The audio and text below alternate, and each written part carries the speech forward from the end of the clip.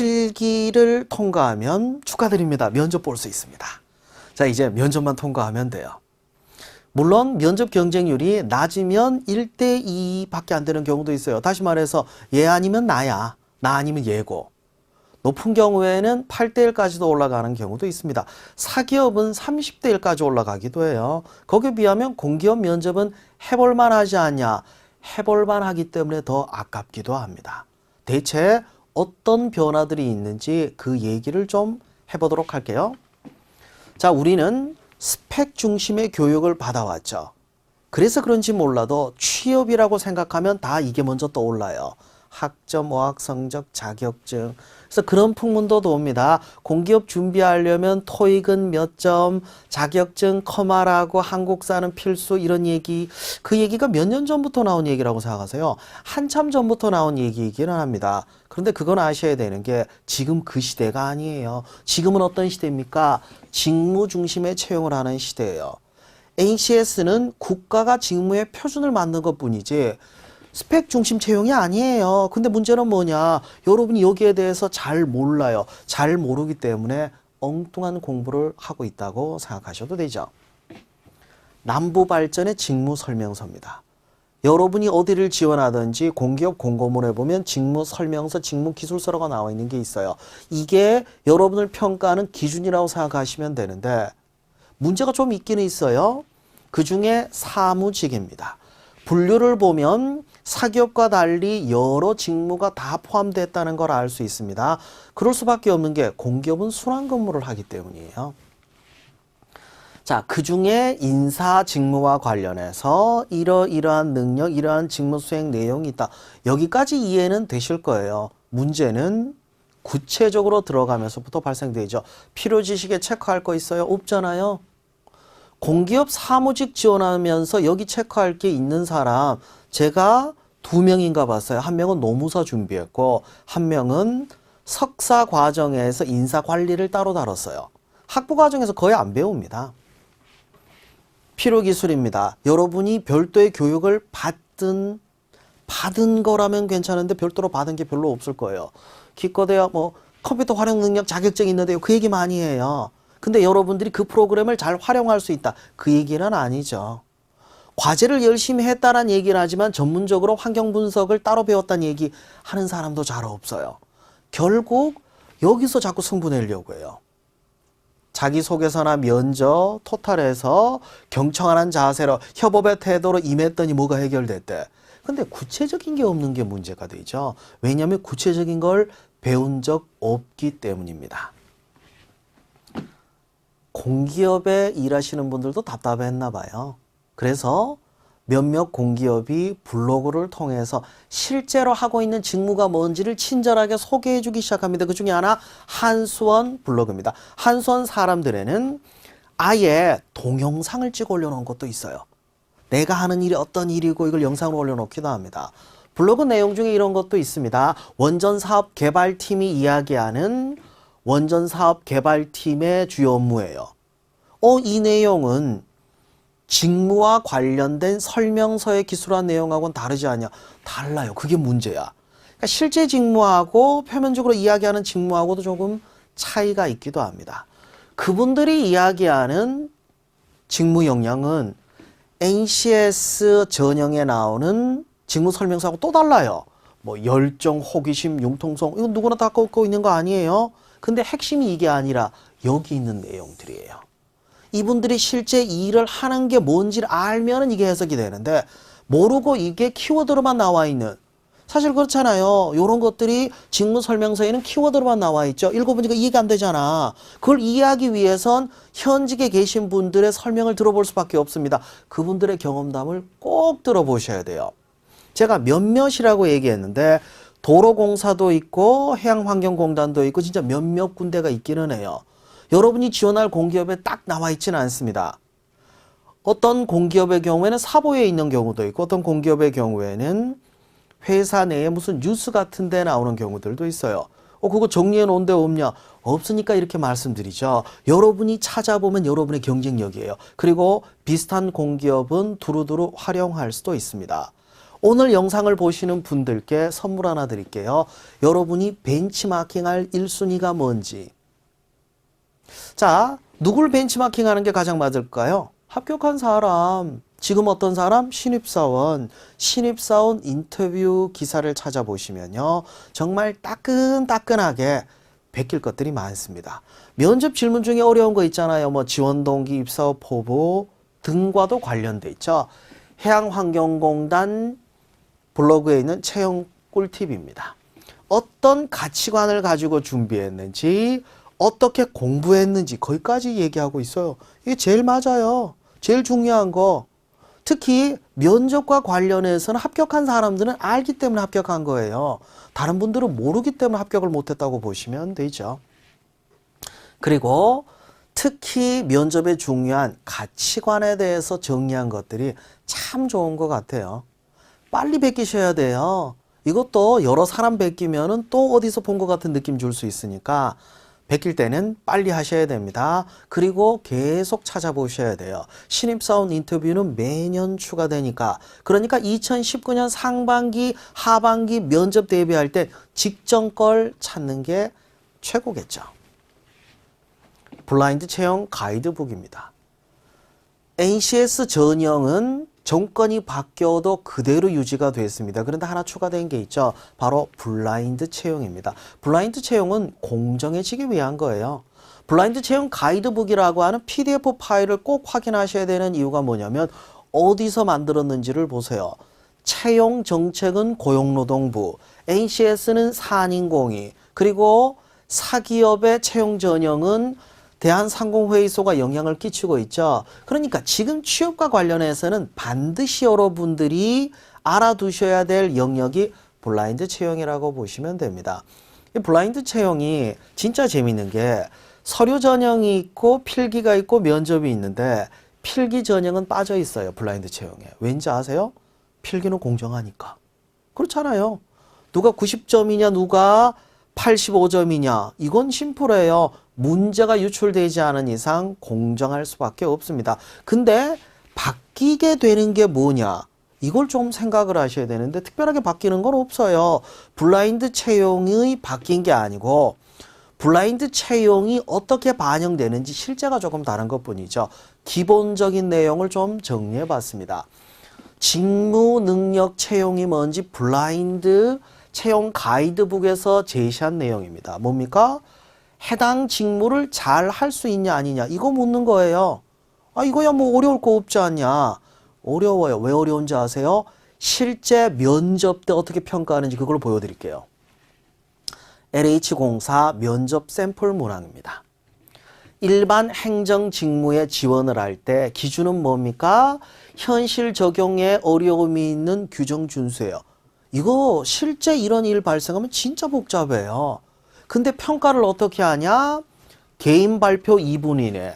여기에 뭐가 들어가야 됩니까? 대처 방안 들어가야 돼요. 상호 토론 25분 이내입니다. 다른 지원자들의 사례를 토대로 해서 적합한 원칙 마련해야 돼요. 이걸 도출해내야 됩니다. 그리고 질의응답 15분 더 해요. 그냥 암기한 게 아니라 자신만의 이야기를 하라고 얘기하는데 여러분이 이 경험이 없잖아요. 경험이 없는 상태에서 실제 직무에 대한 질문들을 하고 발표를 해야 되면 허걱 이런 생각 안 드세요? 뭐 면접이라는 게 적당히 아니에요. 면접 적당히 절대 안 돼요.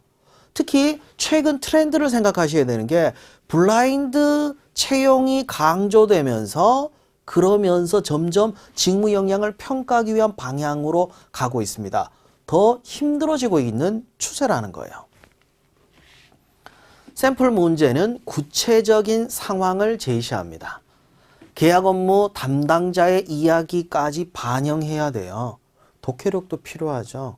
실제 이런 업무는 어떤 원칙을 가지고 적용해야 되는지 모르고 자의적으로 해석해서 발표를 하거나 토론을 했을 때 좋은 평가받기는 어려울 거예요.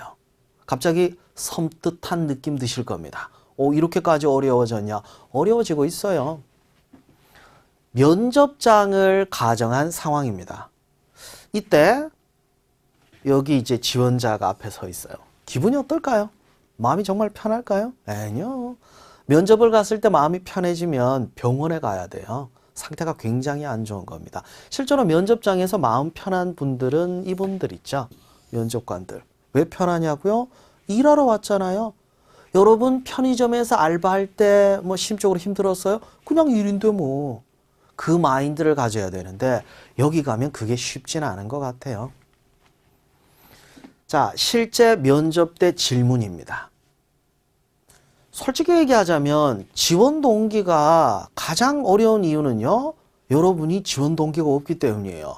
공고 떴으니까 지원했지 뭐 언제 이 회사 알고 있었어요? 중소기업진흥공단 실무면접 때 나왔던 질문에 대해서 이런 답변이 있었죠. 본인의 직업관, 본인이 어떤 역량을 가지고 있는지를 정리했는데 이걸 어떻게 제시했냐고요? 처음엔 이거 제시 안 했어요. 제시 안 해서 꼭 보면 제시하는 거 이런 거 많이 해요. 입사 이후에 발전하고 싶다, 기여하겠다. 그래서 제가 이걸 강조했어요. 전공이 화학 전공이면 이걸 토대로 해서 본인이 화학 직무가 아닌데 그럼 뭘 할 거냐? 이걸 기술 전문성으로 하고 이걸 토대로 해서 중소기업진흥공단에서 내 업무에 기여하겠다. 이걸로 갔죠. 거기에 꼭 들어가야 될 게 뭡니까? 직업관이에요. 이걸 반영하라고 했는데 반영하긴 했는데 읽어보시면 아시겠지만 좀 느슨할 거예요. 그래서 제가 매끄럽게 좀 고쳐봤습니다. 영상 스탑하고 한번 소리내서 읽어보세요. 매끄럽죠? 어떤 느낌 들어요? 아, 이 친구는 중소기업진흥공단에서 일을 할 만한 사람이구나. 그 생각이 들어야 돼. 소리내서 읽어봐야 알아요. 건강보험공단 실무면접 때 나왔던 질문입니다. 입증하래요. 다방면으로 쌓은 경험, 그리고 직무와 관련한 얘기들, 뭐 이런 것들을 정리했는데 어떤 느낌 들어요? 소리내서 한번 읽어보면 비슷한 생각들이 좀 들 겁니다.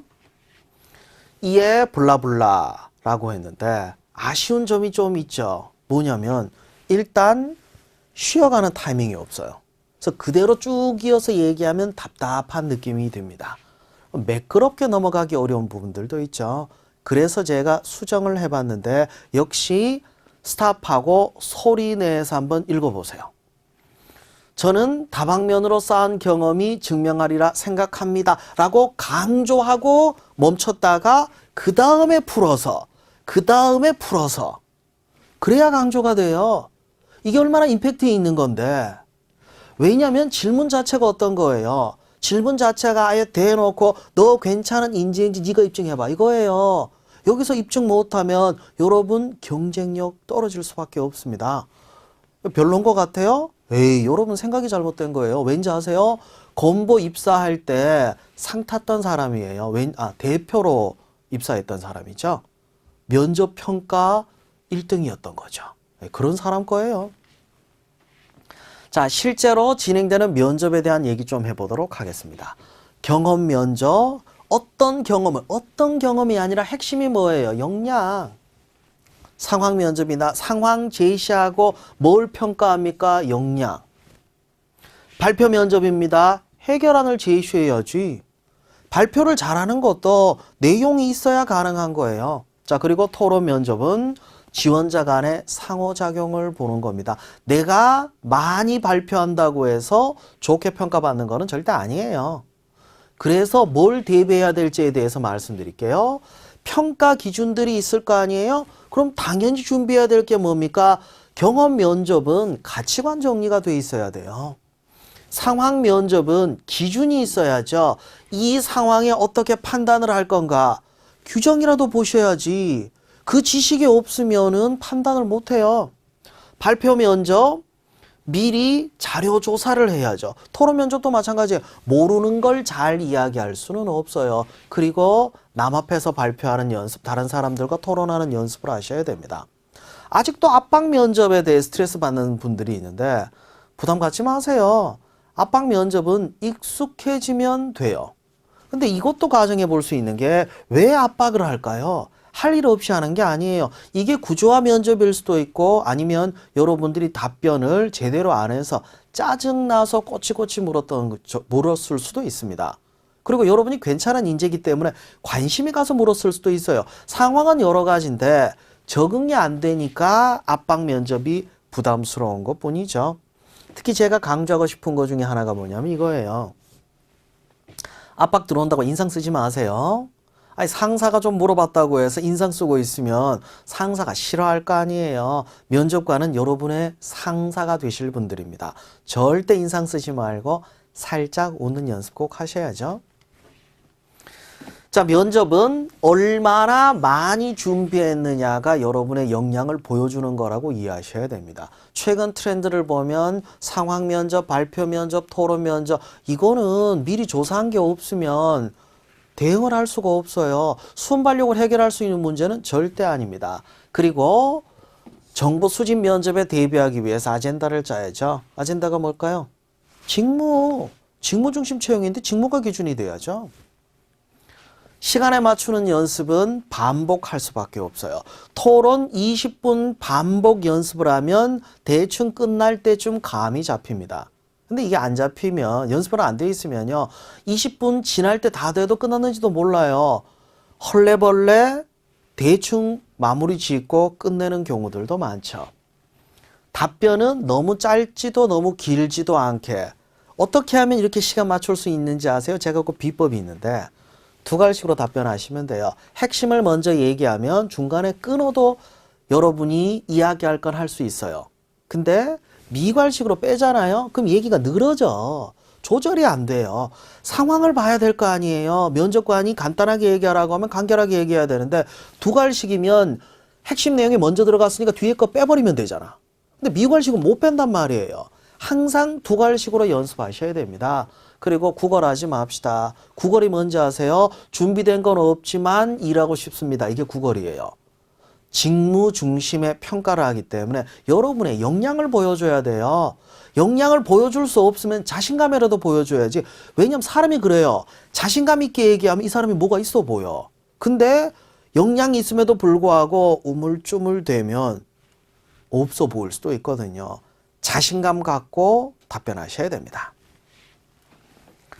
최근 트렌드인 구조화 면접에 대한 얘기 좀 해볼게요.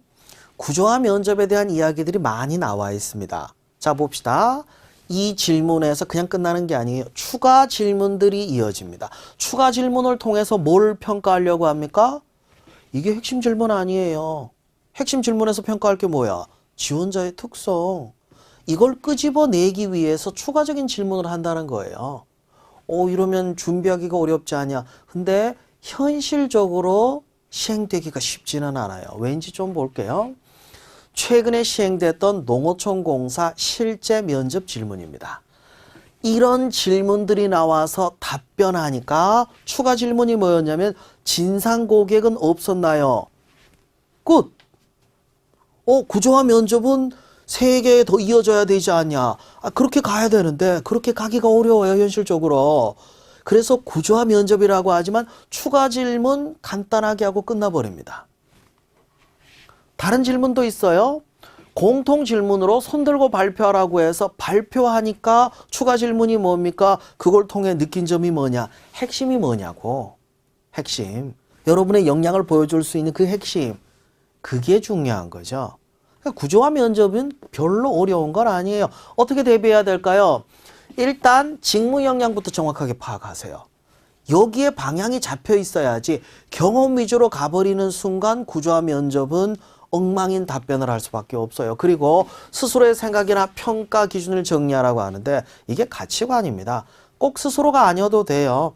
보편적인 가치여도 됩니다. 여러분 협업과 관련해서 어떤 게 중요하다고 생각하세요? 여러분의 생각만 있는 게 아니라 이론으로 정리된 게 있잖아요. NCS 직업기초능력 이론 뒀다 얻다 쓰게 그걸 활용해야죠. 그리고 여러분 경험 사실 그렇게 많진 않아요. 내가 꼽아볼게요. 인턴, 동아리 활동, 봉사활동, 교환학생, 또 뭐 있어요? 과내 프로젝트, 공모전, 끝! 사실 쓸 수 있는 괜찮다 싶은 경험은 대부분 3, 4개가 끝이에요. 이 3, 4개를 미리 뽑아서 직무에 맞게 각색을 합시다. 여기 의미를 부여해야 돼요. 그걸 써먹는 거예요. 문득 생각나는 걸 얘기했을 때 제대로 전달하기는 어렵습니다. 비교 좀 해볼게요. 왼쪽은 1:1 개인 트레이너, 트레이너 광고지입니다. 오른쪽은 제품 사용 설명서예요. 가장 눈에 들어오는 게 뭡니까? 저거 사진. 우리는 물건을 살 때 광고지, 이미지에 먼저 눈이 가요. 구체적인 내용은 그 다음에 들어온다는 거예요. 그래서 강조하고 싶은 게 있습니다. 메르비안이라는 사람이 말을 할 때 어떤 걸 가지고 평가하느냐를 비교해 봤는데 압도적으로 비중이 큰 게 뭐예요? 겉으로 보이는 거. 그 다음이 뭡니까? 귀로 들리는 거. 내용은 이게 7%밖에 안 되네?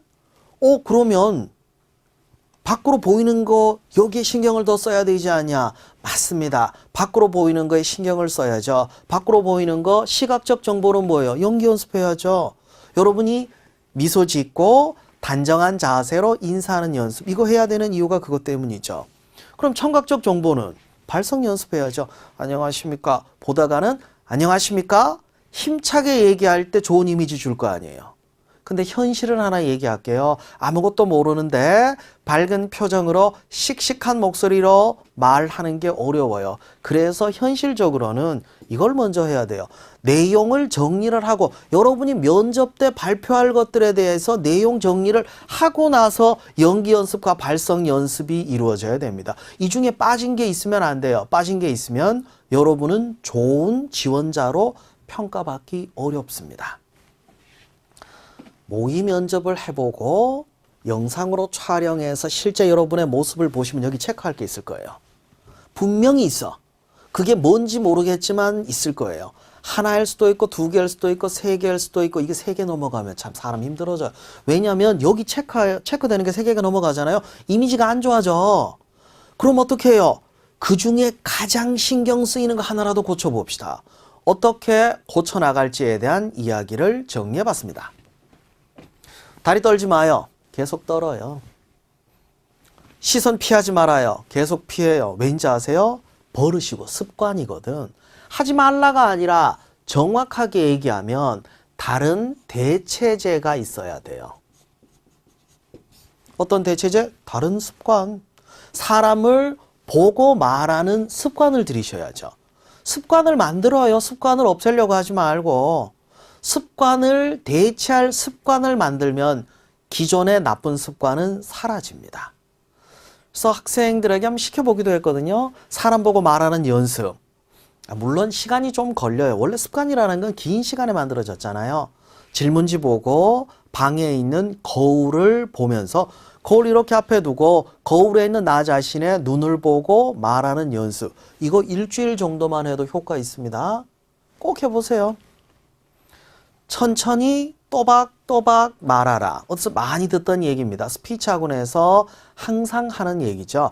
책 읽기 연습하면서 천천히 또박또박 읽으시면 됩니다. 스피치 학원 가는 게 더 좋지 않냐? 돈 들잖아요. 그리고 학원까지 가면 멀잖아요. 집에서 혼자 책 읽기 연습하시는 걸로도 충분하니까 꼭 또박또박 천천히 책 읽는 연습을 하세요. 자세는 지금 자세예요. 평소에 다리를 꼬고 앉는 친구들은 면접장에서도 자세가 좋을 리가 없죠. 실제로 한 학생이 그 얘기를 했어요. 면접장을 갔는데 다리를 습관적으로 깠대요. 근데 면접관 눈이 마주쳤어. 면접관이 씩 웃더래요. 급하게 다리를 내렸답니다. 합격을 하긴 했는데 이 친구도 아찔했대요. 왜냐하면 면접관 보지 않았으면 계속 다리를 꼰 상태에서 말을 할 뻔했는데 습관이라는 게 진짜 무서운 것 같아요. 지금 단정하게 앉는 습관을 가지셔야 됩니다. 간단해요. 수평과 수직만 기억합시다. 수평은 목이나 어깨선 다 포함해서 얘기한 거예요. 발라야죠. 수직도 마찬가지고 삐뚤게 보이면 사람이 좀 없어 보이거든요. 바른 자세 유지하는 연습 지금부터 하시면 됩니다. 그리고 마지막으로 거울 보고 밝게 웃는 연습 한 번만 해봅시다. 따라해 보세요. 개구리 뒷다리. 살짝 웃는 듯 하죠. 개구리 뒷다리 반복적으로 아침 저녁으로 연습하시면 그러면 여러분 표정이 살짝 웃는 듯 해요. 물론 진짜 웃는 건 아니죠. 면접장 가서 여러분이 진짜 웃음이 나오면 상태가 지금 안 좋은 거라니까요. 가짜 웃음이긴 하지만 우리는 사회생활할 때 그런 가면을 쓰고 살아가요. 윗사람들께는 어느 정도 표정 관리를 해야 되잖아요. 이것도 여러분들의 역량이라고 생각하셔야 됩니다. 꼭 연습하세요. 개구리 뒷다리라고. 그렇게 해서 실무 면접 통과하면 임원 면접으로 가요. 임원 면접 그러면 까마득하게 느끼실 텐데 아니에요. 실무 면접 통과하면 임원 면접이야. 근데 문제는 뭐냐면 임원진들이 너무 거리가 멀게 느껴지는 분들이에요. 이분들은 여러분 부모님보다 나이가 많으신 분들이에요. 이 회사에서 30년 이상 일하신 분들이기도 합니다. 그런 분들하고 여러분이 뭘 공감할 게 있을까요? 공감의 문제가 아니에요. 가장 중요한 것들 얘기해 봤습니다. 이분들이 어떤 생각을 갖고 있는지 그걸 좀 생각합시다. 자, 이분들은 세부적인 실무를 담당하시나요? 안 해요. 회사의 사업 전체, 경영 전략, 거시적이고 큰 걸 봅니다. 여러분도 오늘 당장 일을 어떻게 하느냐가 보는 게 아니라 앞으로 5년, 10년 후에 어떤 일을 할지 여러분의 인성 위주로 볼 수밖에 없죠. 그걸 꼭 유념하셔야 됩니다. 그리고 실무 면접 대비해서 정리한 내용들의 연장선에 있습니다. 임원 면접 질문을 보면 사실 실무 면접과 큰 차이는 없어요. 근데 평가하는 사람들이 달라지기 때문에 꼭 정리하셔야죠. 이런 질문하는 사람들도 있어요. 실무 면접 때 사용했던 1분 자기소개 그거 그대로 써도 될까요? 진짜 그대로 쓰게? 에이, 그래도 조금 더 생각을 하고 정리는 다시 해야죠. 똑같은 질문이라 하더라도 조금 더 깊이 있게 답변할 생각을 하셔야 됩니다. 재정리해야죠. 그 다음에 뭡니까? 모의 면접 연습은 하는데 차이가 좀 있어요. 거품 좀 뺍시다. 실무 면접은 여러 사람과 비교되기 때문에 자신감 있게 보이는 것도 필요해요. 근데 임원 면접 때 고래고래 소리 질러 봐요. 별 의미 없어요. 그리고 그분들은 인생에 있어서 여러분 2배 이상의 삶을 살아오신 분들입니다. 조직에서 정점에 계신 분이 사람 잘 봐요. 쓸데없는 거품을 빼는 게 맞죠. 과장되게 얘기하지 마세요. 모의 면접하면서 잡다한 얘기를 최대한 빼세요. 엑기스만 뽑아서 정리해서 말씀드린다고 생각하셔야 됩니다. 그분들의 시간은 여러분보다 훨씬 더 중요합니다. 바빠요.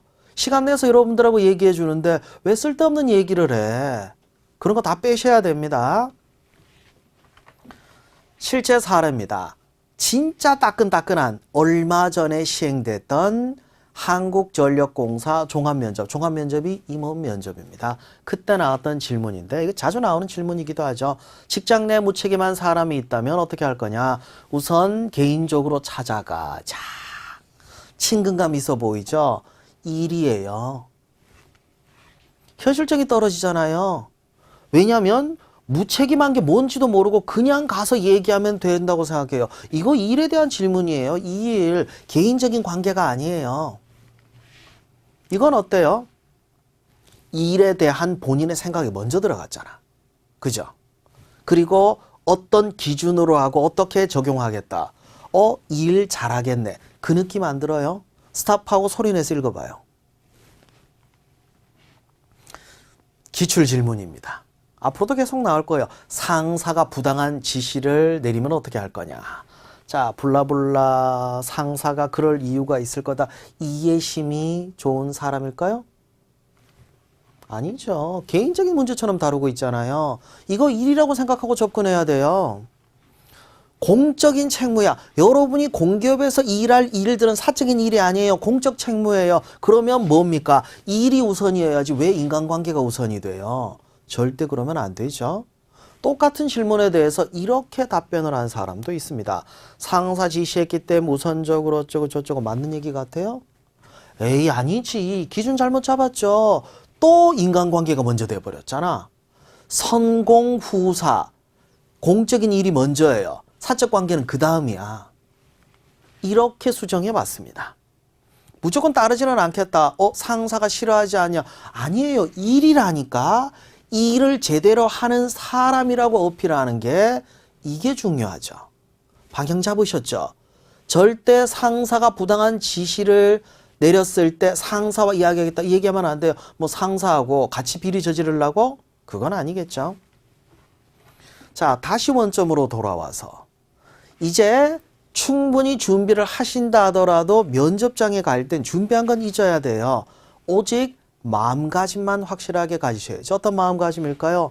면접관이 어떤 사람인지를 정확하게 생각하세요. 내 상사고 일을 하시는 분입니다. 이분들은 어떤 평가 기준을 가지고 있냐? 일로 평가해요. 직무중심 채용이잖아. 나에 대해서 부정적으로 생각하면 어떻게, 내가 나이가 많은데, 그 생각을 하지 말라니까요. 면접에 가면 별의별 생각 다 들어요. 면접관이 인상 쓰고 있으면 내가 잘못한 것처럼 느껴져. 아니야. 면접관은 원래 인상 쓰는 사람일 수도 있어요. 말을 그렇게 거칠게 하는 거 보면 내가 잘못한 것 같은데, 아니에요. 여러분 컴플렉스야. 절대 그런 생각 가지시면 안 돼요. 여러분은 어떤 마음을 가지셔야 되냐. 진짜 중요한 거 하나 얘기할게요. 내가 더 많이 보여줘야지 라고 하면 항상 오버해요. 항상 실수합니다. 바꾸세요. 이거야. 배운다는 마음가짐을 가지셔야 됩니다. 자, 봅시다. 입사하면 여러분 상사예요. 그럼 상사에게 배우는 게 맞지. 여러분이 보여준들. 뭘 그렇게 대단한 걸 보여주려고? 그래도 뭘 더 보여줘야 되지 않냐? 그 욕심이 여러분의 태도와 내용을 망칠 수 있어요. 절대 그런 생각하지 마세요. 사실 면접장 가면 면접관들은 참 마음이 편해요. 근데 지원자들이 너무 긴장을 많이 해요. 왜 그럴까요? 착각을 하는 게 있어요. 여러분은 일을 하러 간 거예요. 면접이란 채용이라고 하는 일을 하러 간 거예요. 그래서 면접관들은 긴장할 일이 없어요. 근데 여러분은 무슨 생각했어요? 여러분이 지금 평가로 인생이 다 결정나, 그 생각했잖아요. 일이야. 일이라는 마음가짐을 가질 때 여러분은 긴장을 덜 하실 거예요. 일은 일답게 하시면 됩니다. 제가 최근에 서커스 공연을 구경하러 간 적이 있었거든요. 저는 관객으로 갔는데 끌려 올라갔어요. 무대 위에. 관객들이 끌고 올라갔어요. 올라가서 가만 생각을 해보니까 내가 여기서 뭘 해야 될까?